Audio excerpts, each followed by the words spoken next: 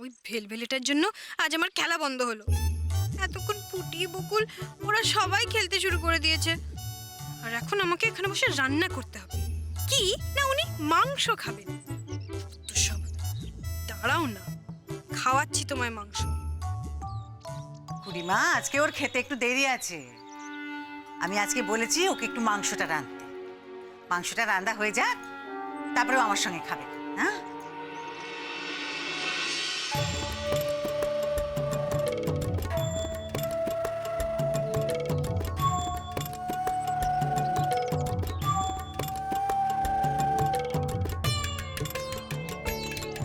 কোথাকার কোন নবাব বাদশা এসছেন, ওনার জন্য আমাকে মাংস রান্না করতে হবে। এই শালুক, হলো না এখনো তোর? হয়ে গেছে মামি, এই নিয়ে আসছি। খুব তো কাল আসার পর থেকে আমার লেগ পুল করা হচ্ছে, আর এখন তো আমার জন্যই রাঁধতে হচ্ছে রান্নাঘরে বসে বসে। ঠিক হয়েছে তো হয়েছে, তো তাড়াতাড়ি নিয়ে আয় না, খাওয়ানোর পাতে বয়া থাকুন নাকি? তাহলে বৌমা, শালুক রান্না বান্না জানে বলো? ওই লেখাপড়া তো জানে না, আচার সহ তো জানে। ওই রান্নাটুকু যদি না জানে না রাঙা খুড়িমা, তাহলে তো শ্বশুর বাড়ি পাঠালে সেখানকার লোক এসে আবার আমাদের ঘরে ফিরিয়ে দিয়ে যাবে।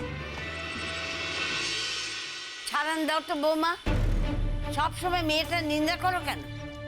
ওই যে অমনি মার গায়ে রেগে গেল রাঙা খুড়ি। দেখুন না, যদি কিচ্ছুটি বলা হয় তাহলেই ব্যাস। কিরে মাইয়া, তোর কি হইলো না হইলো না? আরে শালুক আয়।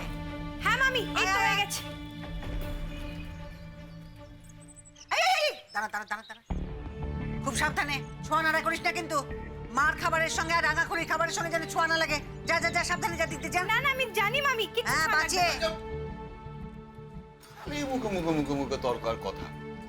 আচ্ছা নে, দে, সবার সামনে সামনে দে।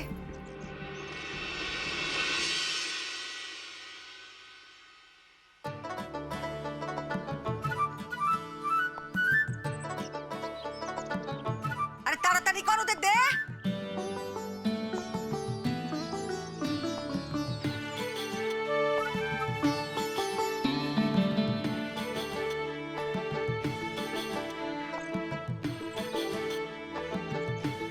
ইস, কতদিন পর আমরা মাংস খাচ্ছি না রে রূপা। হ্যাঁ রে দাদা, সেই লাস্ট গণেশ মামুর বিয়ে দেখেছিলাম, বল। মাংস খেতে খুব ভালোবাসো না? এখন থেকে প্রায় মাংস খাবে। ইস দিদি, কি ভালো হয়েছে রে মাংসটা, দারুণ হয়েছে। হ্যাঁ রে দিদি, বিয়ে বাড়ির থেকেও ভালো হয়েছে। জানোস তো রাঙা বউ, শালুকরে আমি নিজের হাতে রান্না শিখাইছি।